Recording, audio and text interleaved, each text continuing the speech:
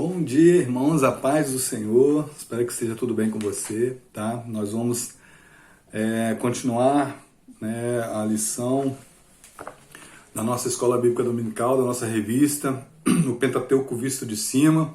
Hoje nós vamos estudar a lição de número 7, que vai falar sobre direção para o povo de Deus. Somos o povo da aliança, por isso temos essa maravilhosa lei, que é a palavra do Senhor. Amém? Vamos orar. Antes de orar, eu queria pedir para você abrir aí no livro de Êxodo.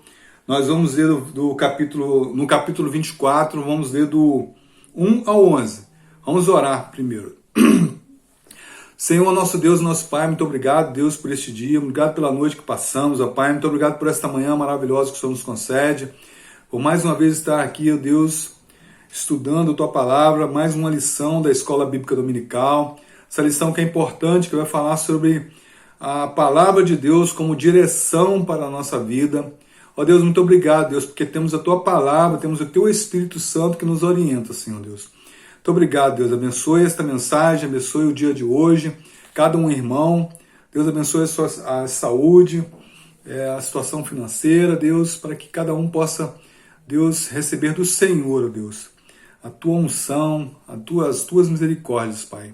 Em nome de Jesus, eu te agradeço por este dia. Em nome de Jesus, amém. Amém, irmãos?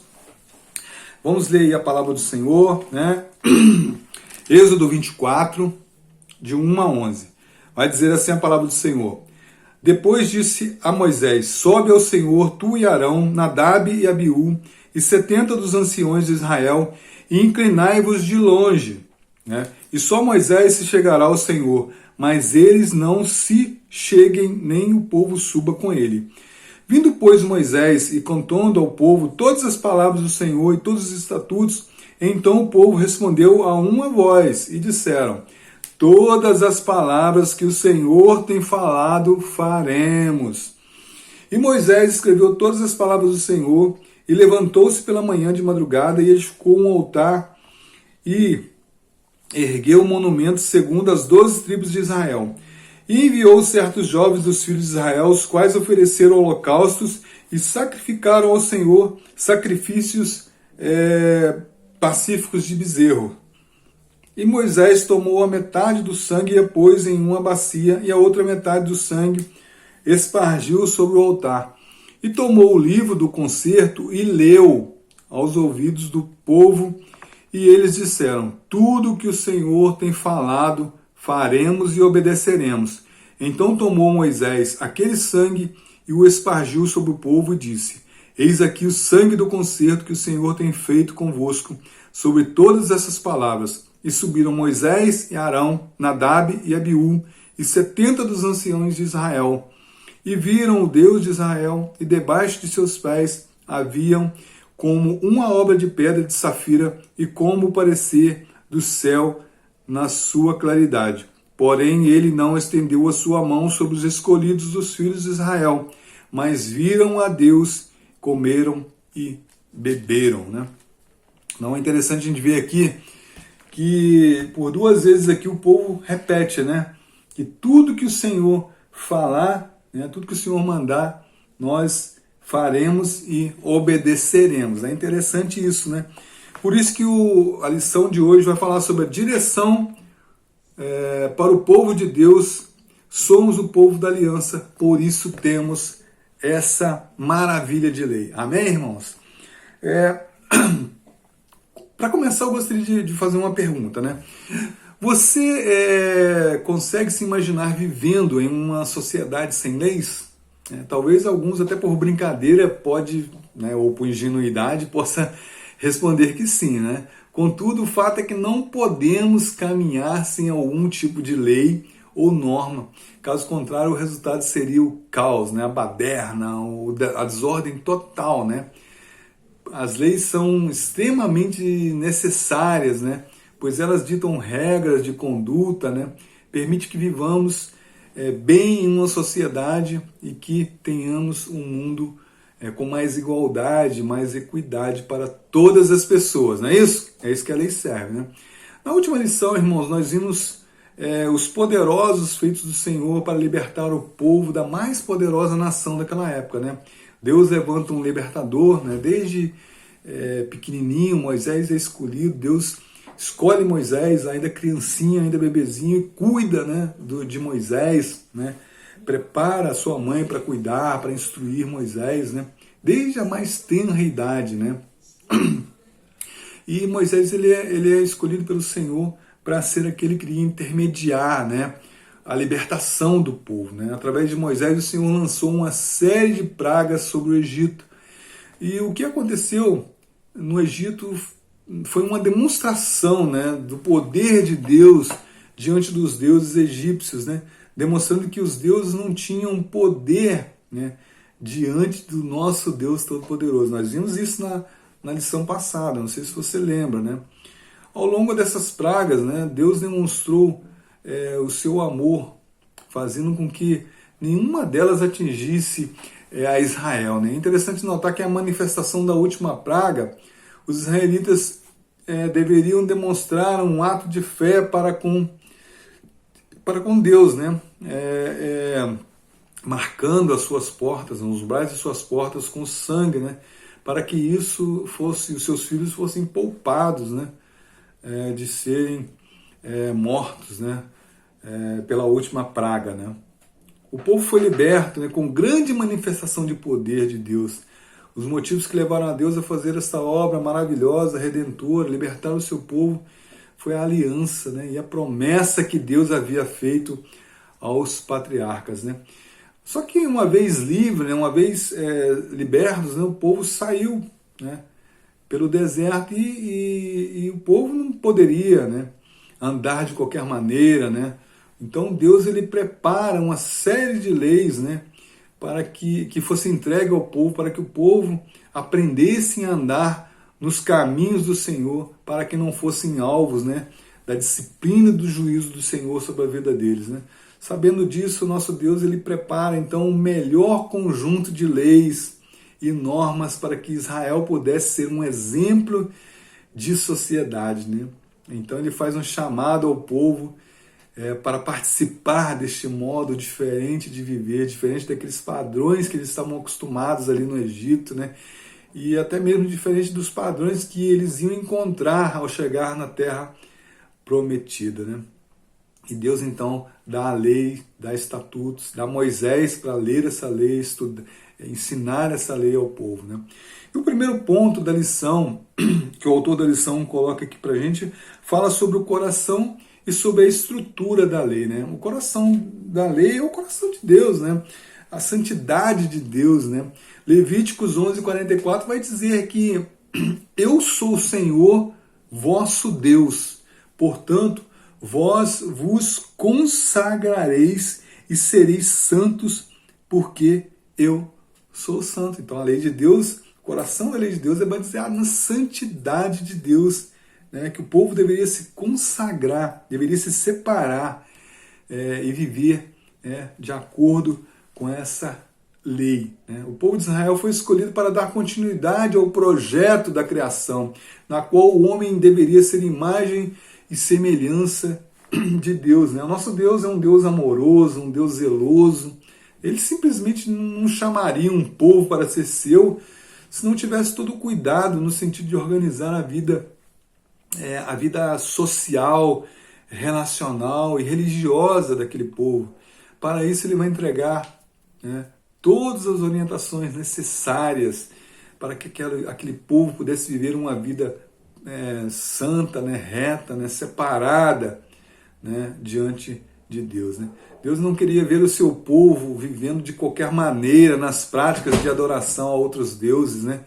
Tanto os deuses lá que eles haviam presenciado lá no Egito, como os deuses dos cananeus, né?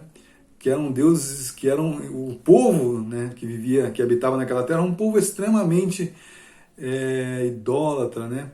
E por isso Deus tem a preocupação de entregar essas leis e estatutos porque eles deveriam ser diferentes, né, em todos os aspectos de suas vidas, nas relações com Deus, nas relações com o próprio povo, com nas relações humanas, né, com o próprio povo ali, com seus vizinhos, e nas relações, né, com a criação de Deus, com a terra, né?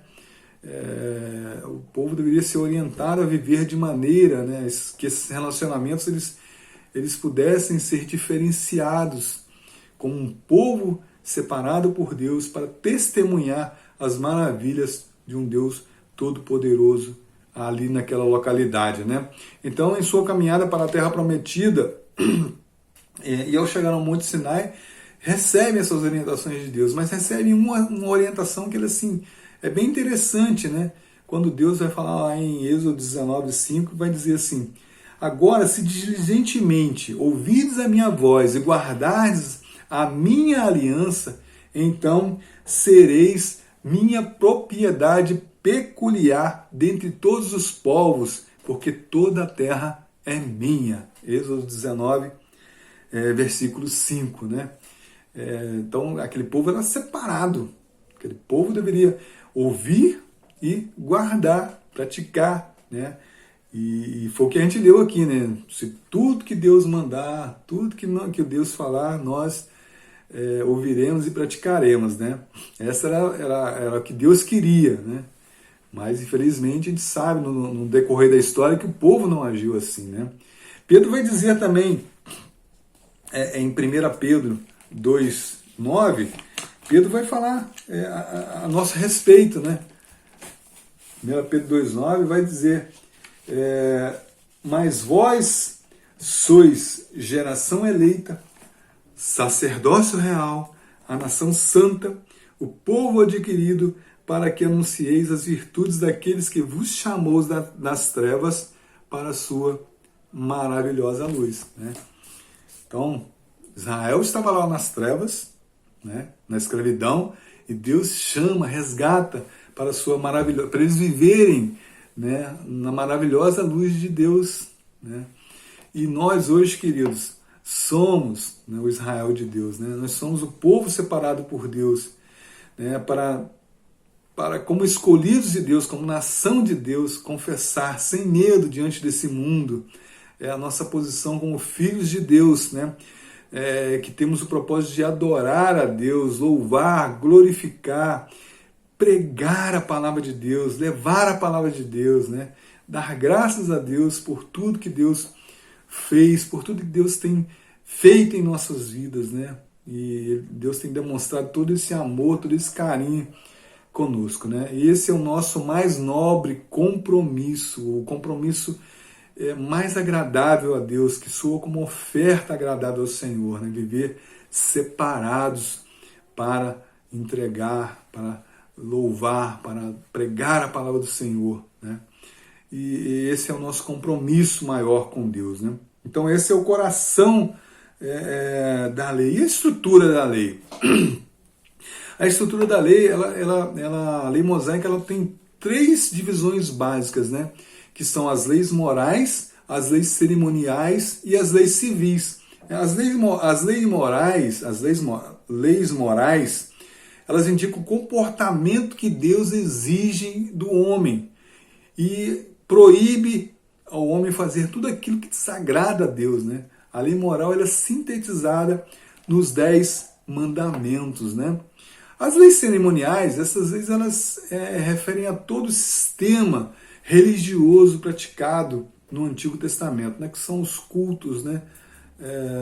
Os rituais, né? As festas, tudo aquilo. As leis cerimoniais, elas vieram normatizar isso, informar como deveria ser feito, de que forma, como, quando, né? E as leis civis? As leis civis, elas tinham o objetivo de regular a vida em sociedade, né? A vida em sociedade, como que o povo deveria se comportar, né? Como que os crimes deveriam ser tratados, né? Como as relações humanas elas deveriam ser tratadas, elas deveriam ser direcionadas, né? Da melhor forma para que o povo vivesse calmo, né? O povo vivesse sob a direção de Deus, né? E então, se a gente sabe dessas divisões, qual então é a função da lei de Deus, né? Qual a função? Para que a lei ela foi feita, ela foi entregue, né? Alguns teólogos vão dizer que as leis elas apontam para pelo menos 3 funções principais, né? A primeira delas é a lei, ela revela a justiça de Deus e aponta a pecaminosidade do homem, a pecaminosidade humana, né? A lei de Deus realça o pecado do homem, visto que ele expressa o padrão moral de Deus, né? Por isso Paulo escreve, quando veio a lei, ele escreve que o pecado aumentou, né? Aqui entendemos que o problema que Paulo estava vendo aqui não era, que ele vai dizer que o problema não é a lei, né? A lei é boa, a lei em si ela é boa, mas o problema é o pecado, né? O pecado quando demonstrado pela lei, a gente vê o tamanho do nosso pecado, o tamanho da maldade, o tamanho da maldade humana, em que o homem se tornou como um transgressor da lei de Deus, né? Da vontade revelada de Deus, da perfeição de Deus, né? Mas por causa do pecado, todos nós nos tornamos transgressores da lei. E por ser uma lei, ela cumpre com a sua função, né? Qual a função da lei, né? Condenar o transgressor, né? Assim a lei ela foi dada para a vida, né? Mas por causa da nossa condição de pecadores, ela então se torna ocasião para morte. Irmãos, isso é muito sério, né? Mas graças a Deus que o Senhor Jesus veio e cumpriu em nosso lugar a lei do Senhor, né? Em segundo lugar, a lei ela cumpre a função de refrear o mal. Ao mesmo tempo em que a lei aponta o erro, ela também traz ameaças de julgamento. Em certo sentido, ela acaba inibindo a pecaminosidade do homem, que essa pecaminosidade ela se agrave, né, cada vez mais, ainda mais, né? Mas isso não significa dizer que a lei ela muda o coração do homem, né? Pois ela é incapaz de mudar o coração, ela é incapaz de fazer isso, né? O que a lei faz é coagir o homem e causar-lhe certo temor pelo castigo, né? Diante do alto grau, do alto nível de santidade do Senhor. A lei ela mostra isso bem às claras para a gente olha e vê o tamanho do nosso pecado, o tamanho da nossa o deserto, né? O tamanho do abismo que separa o homem de Deus, né? Em terceiro lugar, a lei de Deus ela serve como orientação e exortação para o cristão, né? Ela ensina qual é a vontade de Deus para as nossas vidas, né? E ela adverte acerca do pecado. Assim, nós, capacitados pelo Espírito Santo, nós fomos regenerados, né, por Deus, através do Espírito Santo. Então nós temos que procurar guardar a palavra do Senhor com todo o zelo, né, que ela merece, né? Guardar a palavra do Senhor em nosso coração, né? Guardar a palavra de Deus no nosso coração para nós não pecarmos contra o Senhor, né? E é interessante que o salmista, no Salmo 19, ele vai assim, descrever a palavra do Senhor, os mandamentos do Senhor, como algo maravilhoso, né? Como algo perfeito, que é capaz de restaurar a nossa alma, né? Porque ele vai dizer que os preceitos do Senhor eles são retos e alegram o nosso coração, né? Os preceitos do Senhor, a palavra do Senhor, ela é capaz de alegrar, né, os nossos corações, né? Encher o nosso ser de alegria, de felicidade, né? De contentamento, né? O temor do Senhor ele é límpido e permanece para sempre, né? Os juízos são verdadeiros e todos igualmente justos, né? São mais desejáveis do que o ouro puro, né? São mais doces que o mel, né? Além disso, a palavra de Deus, né, ela admoesta todo o povo a viver em santidade e em guardar os mandamentos do Senhor e em guardar a palavra do Senhor. A grande recompensa, irmãos, a grande recompensa em guardar a palavra do Senhor. E o salmista, ele repetidas vezes, ele ecoa em seu louvor a palavra perfeita de Deus, né? Ele diz que eu amo a tua lei, né? Na tua lei medito de dia e de noite. Querido, você tem meditado na lei do Senhor de dia e de noite, você tem se alegrado na lei do Senhor, né? A lei do Senhor tem sido alvo da sua vida, né? A palavra do Senhor tem sido alvo, você tem amado a palavra do Senhor, tem, que bênção, que maravilha, né? Porque a lei de Deus, ela revela o caráter santo de Deus e convoca, né, todo o povo e convoca todo cristão a viver de acordo com este caráter. Então aqui, queridos, nós entendemos aqui no primeiro ponto, né, o coração e a estrutura da lei do Senhor, né, o que a lei do Senhor é capaz, né, o que a palavra do Senhor é capaz de promover em nossas vidas e em nossos corações. Né. O segundo ponto que o autor da lição vai colocar é quanto aos propósitos da lei, né. Então, logo após ele declarar, o Deus declarar os 10 mandamentos, o Senhor ele deu a Moisés uma série de mandamentos que são chamados livro da aliança.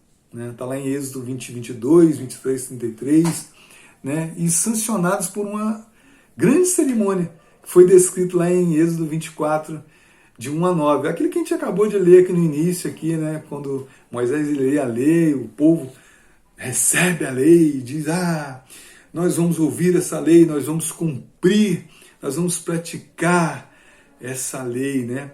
Deus, então, ele dá essa lei ao seu povo que estava a caminho da terra, de uma vida livre, né? Na terra prometida, uma terra que emana leite e mel, a terra de Canaã. E a observância desses mandamentos, né, preservaria o povo do perigo de cair novamente em escravidão, né? E nas práticas comuns, né, dos habitantes daquela terra, um povo tremendamente idólatra, né, um povo tremendamente que praticavam coisas abomináveis aos olhos de Deus, né? Então, assim, Deus deu esta lei para que o povo tivesse um direcionamento, pudesse ser um praticante e pudesse viver em paz, né, entre eles e entre os povos que rodeavam e em paz com Deus, né? Um aspecto interessante nessas 3 leis que eu havia falado é que tanto no aspecto cerimonial e civil, todos esses aspectos apontavam diretamente para a pessoa de Cristo, né? Cristo veio e cumpriu todos esses aspectos cerimoniais da lei do Senhor, né? Já os rituais, né, dos cerimoniais, os sacrifícios e símbolos, eles eram temporários, né, porque foram cumpridos plenamente na pessoa e na obra de Jesus Cristo, né? No entanto, presta atenção, o aspecto moral da lei de Deus, que é o padrão moral exigido por Deus, ele não foi alterado, né? Mesmo com a chegada com a vida de Cristo, né? Porque o caráter de Deus ele é imutável, né? A lei de Deus não muda, jamais mudará, jamais será mudado, né? Apesar de existir algumas pessoas que hoje querem mudar a lei de Deus, que acham a lei de Deus ultrapassada. Não, a lei de Deus não é ultrapassada, né? O homem que quer transformar a lei, né, quer dar jeitinho na lei para amenizar o seu erro, amenizar o seu pecado, né? E então essas ordenanças que o Senhor dá, elas são aplicadas a todas as pessoas e em todos os lugares e em todas as épocas, né? A lei moral de Deus, ela expressa nas Escrituras, ela é a palavra que jamais passará. O que era pecado diante de Deus no Antigo Testamento continua sendo pecado hoje, nos dias de hoje, né? Os padrões morais de Deus são absolutos. E a lei ela vai mostrar que o nosso pecado como algo abominável aos olhos de Deus, né? E o autor da lição aqui, ele vai passar para a gente 3 propósitos, né, que a lei traz para o povo, né? 3 propósitos, que o primeiro deles é quanto à orientação, quanto ao culto, né? As orientações para o culto, né? Que está lá em Êxodo 20, de 22 a 26 e 23, de 12 a 19. Né? O Senhor determina que toda adoração seja dada somente a Ele. E nada poderia substituir ou representar Deus. Né? Nenhuma imagem, um objeto poderia tomar o lugar de Deus. Entanto, eles foram orientados a fazer altares, né? E trazerem ofertas ao Senhor em todo lugar. E em todo lugar eles deveriam adorar a Deus, né? O nome de Deus deveria ser celebrado em toda parte, e a sua bênção, querido, a bênção de Deus deveria ser percebida, né? Poderia ser percebida em todos os lugares, né? É interessante que no Novo Testamento, né, no encontro de Jesus com a mulher samaritana, registrado lá em João 4, a mulher samaritana, né, como cumpridora da lei, do Pentateuco, ela questiona Jesus, né? Ela vai dizer que os nossos pais adoravam neste monte. Vós dizeis que em Jerusalém é o lugar que se deve adorar, né? Jesus então lhe responde à mulher, né? Mulher, podes crer-me que a hora vem quando nem neste monte, nem em Jerusalém adorareis ao Pai. E na sequência dessa fala ele vai responder que quem deve adorar a Deus, né? Ele vai mostrar para essa mulher quem que deve adorar a Deus, né? Como adorar a Deus e onde adorar a Deus, né? Ele vai falar assim, vem a hora e já chegou, em que os verdadeiros adoradores adorarão ao Pai em espírito e em verdade, porque estes são os que o Pai procura para seus adoradores. João 4, 23, né? Adorarão em espírito e em verdade, né? Queridos, essa fala de Jesus, ela sugere primeiramente que a adoração verdadeira envolve tanto o intelecto, né, a nossa razão, quanto as nossas emoções, né? Reforça o entendimento de que a adoração tem que ser focalizada em Deus, né? e não no adorador, né? E não em nós, né? O contexto também demonstra que Jesus está dizendo que a adoração verdadeira é mais uma questão de essência do que de forma de adorar, né? Você tem que adorar a Deus com o coração quebrantado, contrito, né? Ele estava ensinando que a adoração envolve o que fazemos em nossa vida diária, né? O que fazemos em nossa vida diária, e não apenas quando estamos na igreja, né? Quando estamos no momento de culto, né? Nos nossos cultos presenciais, né? Nossa adoração nos cultos, ela precisa adquirir uma profundidade, a gente precisa entender, queridos, que a gente não está ali para cumprir uma exigência da lei, né? Para cumprir uma exigência da palavra de Deus. Não! A gente, quando vai à igreja, quando vai se reunir ali em culto, a gente vai com a intenção de adorar a Deus com todo o nosso ser, não somente de cumprir um ritual qualquer, de mais um domingo em nossas vidas. Vamos lá, porque lá é bom, lá a gente vai encontrar os irmãos, vai conversar. Não, queridos, a gente tem que ir lá com a intenção de adorar a Deus. Alegrei-me quando me disseram, vamos à casa do Senhor, adorar ao nosso Deus. Então, todas as partes ali do nosso culto, ela deve ser acompanhadas de um coração contrito, tanto no louvor, como na mensagem, como nos momentos de oração, como nos momentos de oferta. Tudo isso aí, queridos, tem que fazer parte, tem que ser acompanhado de um coração contrito, de um espírito quebrantado, né, na presença do Senhor. Precisamos entender que as superficialidades dos nossos cultos são como uma ofensa a um Deus santo, a um Deus que exige de nós verdadeiros adoradores, né? Que não somente vai ali para cumprir uma regra, para cumprir um ordenamento, não. O culto do Senhor não deve ser enxergado como sendo um show, né, para beneficiar a congregação, para satisfazer o nosso ego. Não, ali cada um aspecto do culto ali deve ser entregue ao Senhor como uma oferta agradável, né, e estar em harmonia com a palavra do Senhor, com o que a palavra exige de nós. A palavra exige que nós sejamos verdadeiros adoradores, que adoremos ao Senhor em espírito e em verdade. E assim nós vamos conquistar a aprovação de Deus para os nossos cultos, né? O segundo propósito que a lição traz aqui, que o autor da lição traz, é quanto às relações civis e sociais, né? As relações civis e sociais, elas sofreram alteração pela lei de Moisés, né?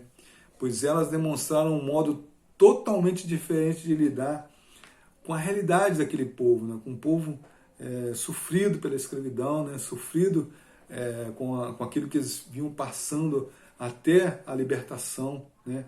e sofrido também porque um povo distante de Deus, ele sofre por não viver de acordo com a palavra de Deus, né? E um dos aspectos aqui que o autor da lição vai tratar, que a lei de Moisés vai tratar também, é quanto às relações trabalhistas, né? Porque essas relações elas eram fundamentadas na prática da servidão, da escravidão, né? Apesar da lei não proibir, né, diferentemente das outras nações, né, as pessoas não deveriam ser tratadas como sendo propriedade de seus senhores, né? Porque nós somos propriedades do Senhor, né? Nós não podemos ser dono de ninguém, né? E então deveria ser tratado com respeito, né? Porque inclusive o serviço, esse serviço, essa escravidão, ela tinha um prazo determinado. E quando terminasse esse prazo, os direitos daquela pessoa, do servo, eles deveriam ser preservados, né? Um outro aspecto assim, interessante da lei era a valorização da justiça, né? Todos os crimes deveriam ser punidos proporcionalmente ao mal praticado, né? Foi estabelecido ali em Êxodo 21, 24, né? O olho por olho, dente por dente, mão por mão, né? A lei dos israelitas no período, né? Naquele período ali que ela foi feita, né? Que ela foi entregue a Moisés, ela visava uma sociedade justa, né? E Moisés ele falou da importância da lei lá em Deuteronômio 4, de 5 a 8. Né? Ele vai dizer assim: eu lhes ensinei decretos e leis como me ordenou o Senhor, o meu Deus, para que sejam cumpridas na terra na qual vocês estão entrando para dela tomar posse. Né? Vocês devem obedecer-lhes e cumpri-los, pois assim os outros povos verão e saberão, né? Os outros povos verão e saberão que os decretos do Senhor entregue a vocês são justos e os seus preceitos são igualmente justos, que hoje eu apresento a cada um de vocês para que vocês cumpram. Então Moisés ele realça aqui os preceitos do Senhor, a lei do Senhor, que era boa, que era uma lei que visava, né, regulamentar todos os assuntos para que a sociedade pudesse viver de um modo justo e que pudesse representar, né, o verdadeiro amor de Deus, a verdadeira proteção de Deus com a nação. Né? O próprio Deus entrega as leis e decretos relacionados com a justiça social para o seu povo, para que as nações vizinhas, né, tomassem nota da importância de buscar a Deus e de se comprometer com as suas leis. Então, queridos, a lei de Deus ela estava ligada diretamente à missão de Israel, né, de demonstrar para as nações vizinhas que Israel tinha um Deus diferente, né, um Deus que se envolvia com as coisas do seu povo, né, era preocupado no direcionamento do seu povo, no viver em sociedade do seu povo. Né? Que bom, queridos, se nossa nação, nosso Brasil pudesse observar, que nós como povo brasileiro pudesse observar as leis de Deus, né? Para que assim as desigualdades, né, fossem corrigidas, né? As distorções fossem corrigidas e as desigualdades fossem eliminadas de nosso país, né? Porque se nós formos perceber a nossa nação, a desigualdade econômica de nossa nação, a má distribuição de renda do nosso país, a concentração de poder, né, torna o Brasil o segundo maior país do mundo em desigualdade de renda, né? 28,3% de toda a riqueza produzida no Brasil está concentrada em apenas 1%, queridos, da população, né? Isso sem falar na desigualdade entre os sexos, né? No Brasil, as mulheres, né, mesmo com mais tempo de estudo, né, mesmo mais qualificadas, elas ganham menos do que os homens, né, exercendo a mesma função. Isso é uma desigualdade que precisa ser corrigida, né? E isso sem falar na desigualdade entre raças, né? A desigualdade racial é um fato histórico que divide o povo, que divide o país essencialmente entre duas raças, né? Os brancos e os não brancos, né? Cabe a nós, como cristãos, queridos, orar pelos nossos líderes, orar pelas nossas autoridades, né? Para que eles governem corretamente, que não sejam imorais, né? Que não sejam corruptos e que tenham o temor do Senhor em seus corações, né? Que sejam justos no momento de governar, né? E assim nós entramos aqui no terceiro propósito das leis de Deus, segundo o autor da lição aqui. Ele vai colocar aqui o terceiro propósito é a prática da misericórdia, Êxodo 22, 21, 23, 29. Né? Nesse trecho, a lei mosaica recomenda uma especial atenção e cuidado com os mais frágeis e necessitados, como os estrangeiros, viúvas e órfãos. Né? Nosso Deus é um Deus misericordioso. Então, o seu povo também deve expressar, né, esta característica de Deus. Né? Ao longo da história humana, ele tem expressado de várias maneiras seu grande zelo pelos pobres, necessitados e oprimidos. Né? Nosso Deus, ele é um Deus defensor dessa faixa da nossa população, né? Dessa faixa muitas vezes desprezada da nossa população, né? Que são os menos favorecidos, que são os órfãos, que são os idosos. Né? Ele mesmo revela ser o refúgio dessas pessoas, no Salmo 14, 6. Né?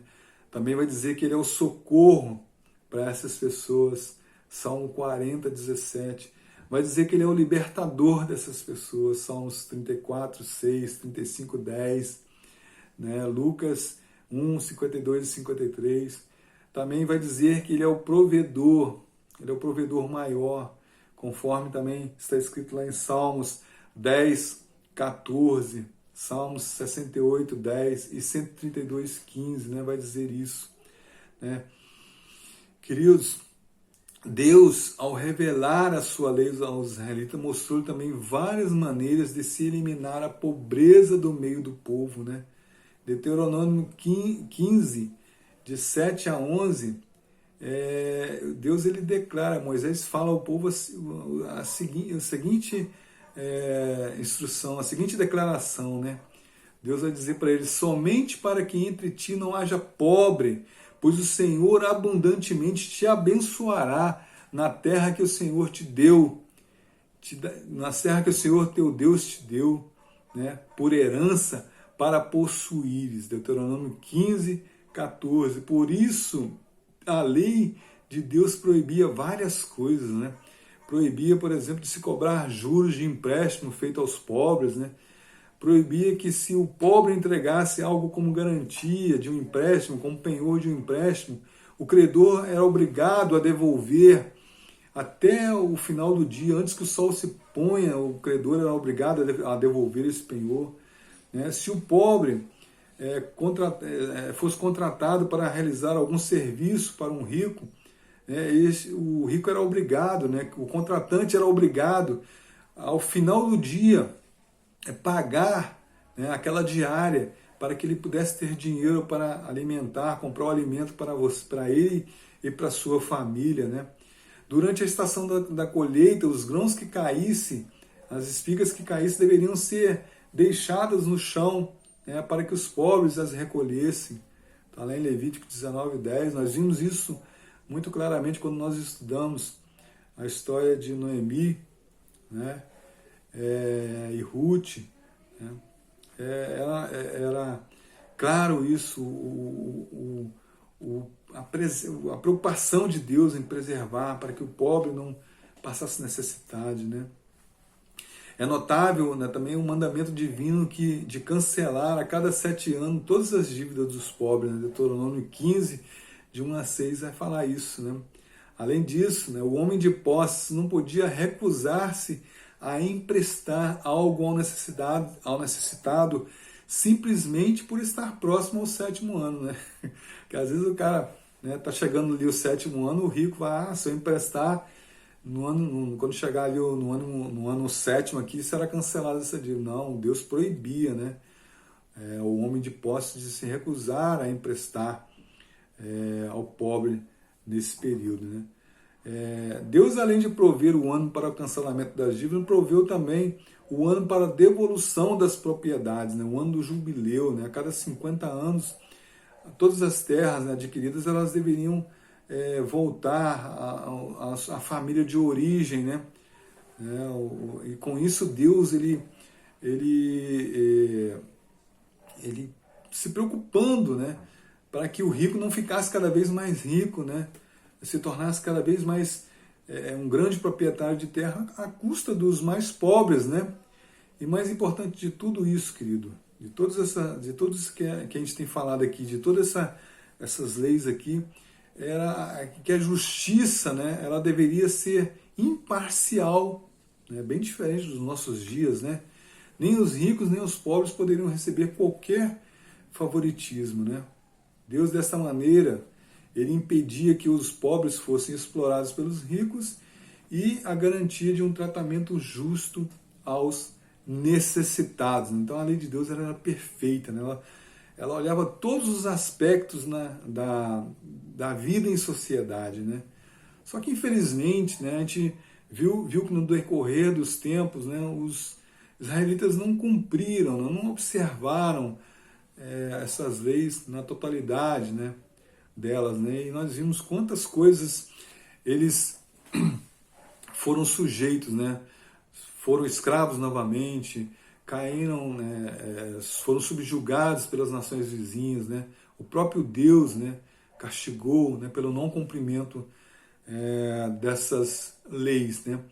As leis que eles disseram tantas vezes ali que tudo aquilo que o Senhor ordenasse, tudo aquilo que o Senhor falasse, eles iriam cumprir, né? Quando na realidade eles falharam nisso, né? E com isso, queridos, nós terminamos aqui o primeiro e o segundo ponto da nossa lição e vamos entrar no terceiro e último ponto, que vai falar sobre o ensino contínuo da lei, né? A preocupação de Deus que essa lei ela fosse registrada por Moisés, ela fosse preservada, né? Ela não se perdesse, né? Para que as futuras gerações não tivessem acesso a essa lei. Então, Moisés ele escreve, né, para que as futuras gerações tivessem acesso, né? Essa aliança ela deveria ser permanente entre Deus e o povo, né? Ela deveria ser o diferencial, né, entre Israel e as outras nações, né? A cada 7 anos a lei ela lida para todo o povo, inclusive para os estrangeiros, né, que por um acaso vivessem ali entre os israelitas, eles também deveriam receber as instruções dessa lei, né, para que aprendessem a temer a Deus e também cumprir os mandamentos, né, de Deus, né.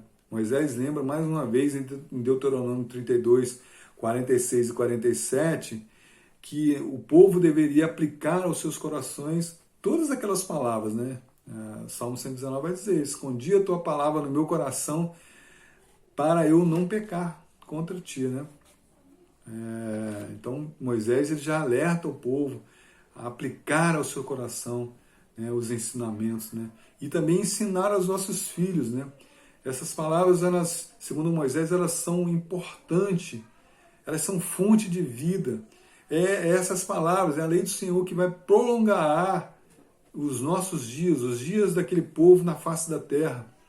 Queridos, isso precisa aguçar o nosso interesse pela palavra, né?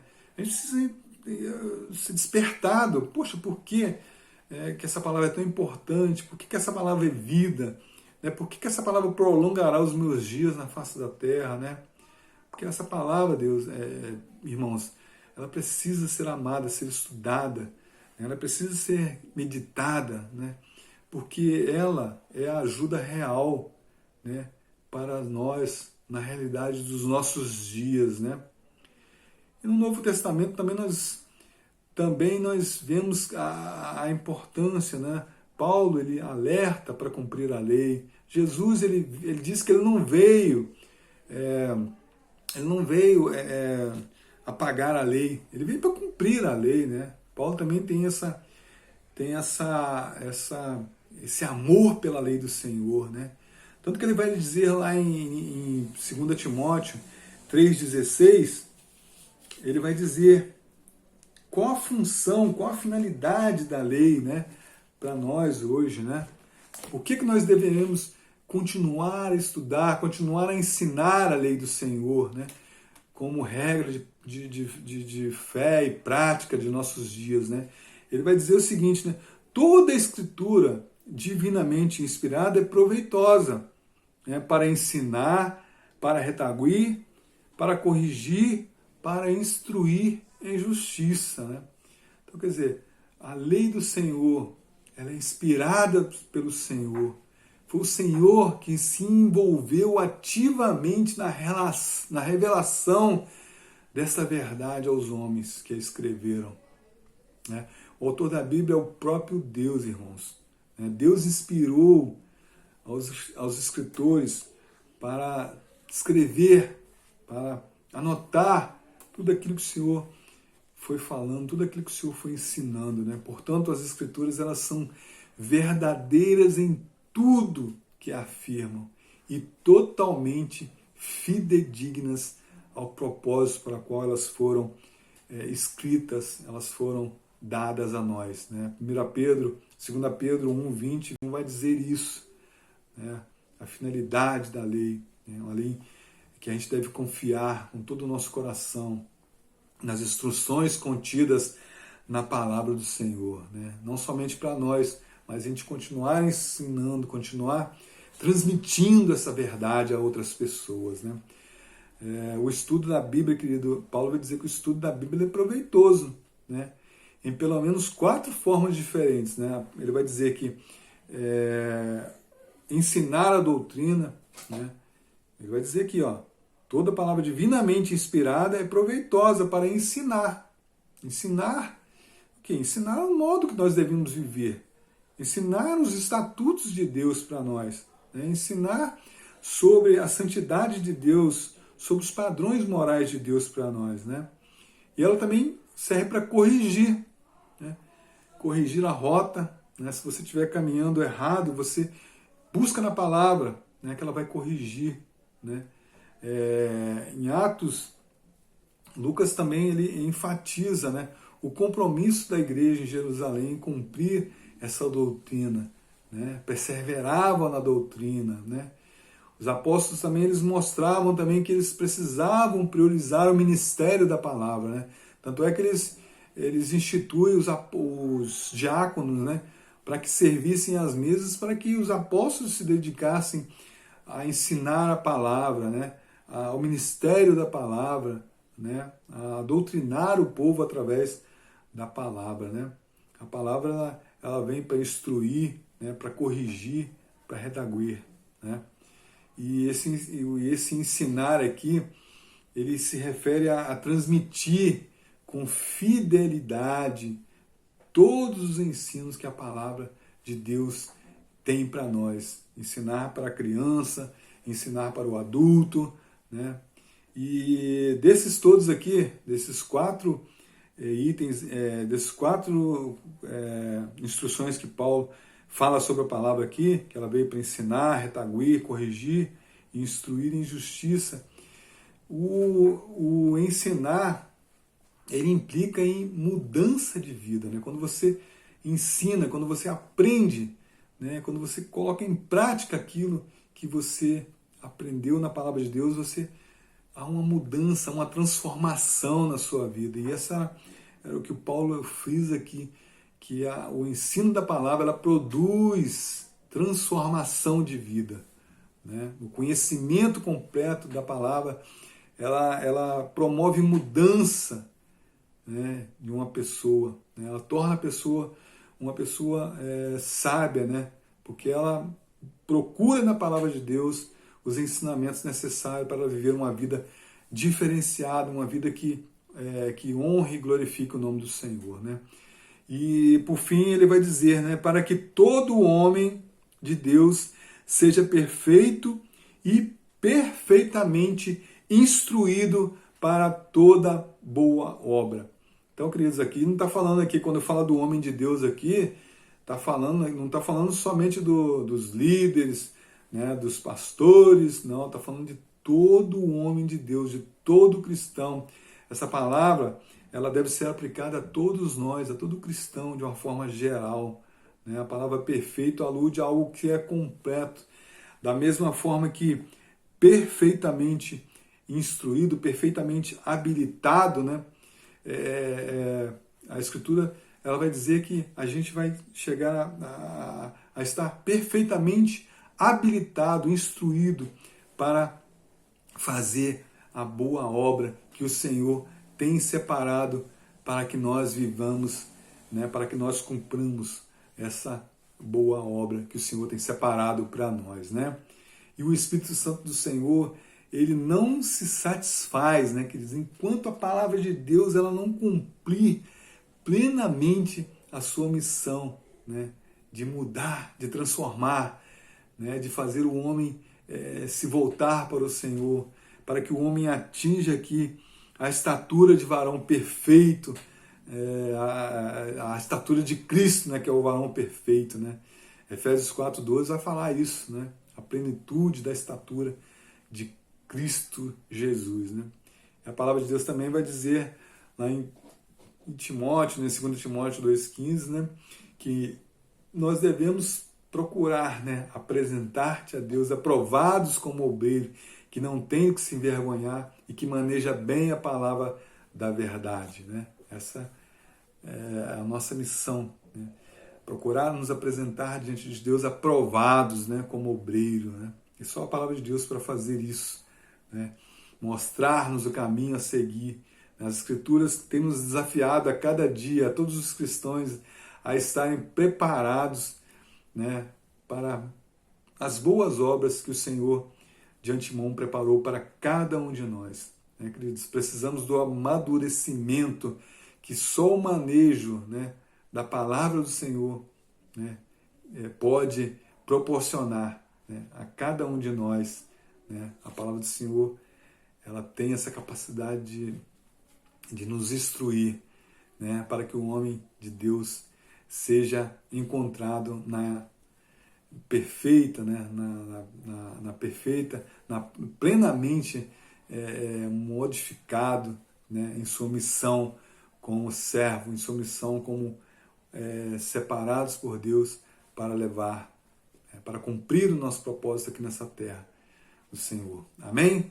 Então, com isso, nós vamos entrar aqui na aplicação que o autor da lição separou. Ele deixou aqui algumas aplicações que eu achei interessante e vou ler para que nós possamos refletir e colocar em prática na nossa vida, né? Ele coloca assim: qual tem sido o seu empenho em conhecer e praticar a vontade de Deus? Né? Qual tem sido, né, o seu empenho, né? Ter recebido a redenção em Cristo estimula em você a adoração e a gratidão a Deus? Uma boa pergunta, queridos, para a gente refletir nessa manhã. Não somente nessa manhã, em todos os momentos da nossa vida, né? O empenho de agir com justiça e promovê-la em nossa sociedade e o compromisso com o auxílio misericordioso aos que carecem tem sido a expressão do seu desejo de refletir a imagem de Deus? Uma boa pergunta também para a gente refletir se nós temos sido misericordioso para com as pessoas que carecem, né, das misericórdias, né, de Deus, né? E por último ele vai colocar assim, ó: assuma o compromisso de crescer no conhecimento e na prática dos mandamentos de Deus, né? Então, assuma esse compromisso, porque são duas coisas que têm que andar juntas. Não adianta somente você ler, conhecer, né? Você tem que conhecer e praticar. Você não pode ser somente ouvinte da palavra de Deus, você tem que ser praticante da palavra de Deus. Porque somente a prática traz a perfeição, né? Somente a prática vai demonstrar o que a palavra de Deus fez, né, de diferente na sua vida em relação ao modo de viver das pessoas que não praticam a palavra de Deus, né? Que o Senhor possa te abençoar nesse dia, que essa lição possa realmente ter feito né, ter trazido algum conhecimento para você, né, que você possa realmente querer praticar a palavra de Deus, querer ensinar a palavra de Deus a outras pessoas, querer ser um discípulo de Deus e um discipulador também na vida de outras pessoas. Vamos orar neste momento agradecendo ao Senhor por mais essa lição que Ele trouxe para nós nessa manhã. Oremos. Deus eterno, Pai Todo-Poderoso, nós te agradecemos, ó Deus, por este dia. Te agradecemos, ó Pai, por esta palavra, Deus, por esta lição dessa manhã, pela Tua palavra que é viva e eficaz, que é capaz de penetrar na divisão da alma e do espírito e ali transformar o homem, e ali mostrar ao homem o seu modo de viver tão diferente do modo que Deus exige de cada um de nós, né? Que é o padrão moral de Deus exige de nós, e que nós possamos, ó Deus, ser estudiosos da Tua palavra, mas também ser praticantes da Tua palavra, Deus. Não permita, Senhor, que a gente viva nesse mundo, Senhor Deus, de qualquer forma, de qualquer maneira, Senhor Deus. Permita, Senhor Deus, que nós sejamos, ó Deus, transformadores, que nós sejamos, Senhor, elementos, né, da ação do Senhor na vida deste mundo que está tão distante de Deus. O padrão moral deste mundo está tão distante de Deus. A gente pode ver que há um abismo entre o Senhor e o padrão moral que este mundo tem vivido, Senhor. Mas que nós sejamos, ó Deus, o sal da terra e a luz para este mundo, para que este mundo possa ver as suas boas obras, as boas obras do Senhor, através de nossas vidas, e glorifiquem ao Senhor, Deus. Esse é o nosso desejo, glorificar ao Senhor e honrar ao nosso Deus com as nossas vidas. Em nome de Jesus nós te agradecemos, ó Pai. Usa as nossas vidas, ó Pai. Capacita e instrui-nos a cada dia, Deus. Que nós possamos ser, ó Deus, canais do Teu fluir, Pai. Muito obrigado por este dia. Abençoe o culto de logo mais, quando estaremos na Tua casa, para louvar e agradecer ao Senhor, Deus, por todos os benefícios que o Senhor tem nos dado, Senhor Deus, pela morte do Teu Filho Jesus na cruz do Calvário, quando nós não merecíamos nada, quando nós andávamos desgarrados como ovelhas sem pastor. O Senhor teve misericórdia de nós e nos resgatou, Deus, do lamaçal do pecado e nos transportou para o império da luz de Cristo Jesus. Muito obrigado por isso, Deus. Nós te louvamos e te agradecemos em nome de Jesus. Amém. Muito bem, irmãos, que você tenha um dia maravilhoso, um restante de dia maravilhoso na presença do Senhor. Que a graça e a paz do nosso Senhor esteja constantemente em sua vida. Amém? Muito obrigado. Em nome de Jesus. Amém.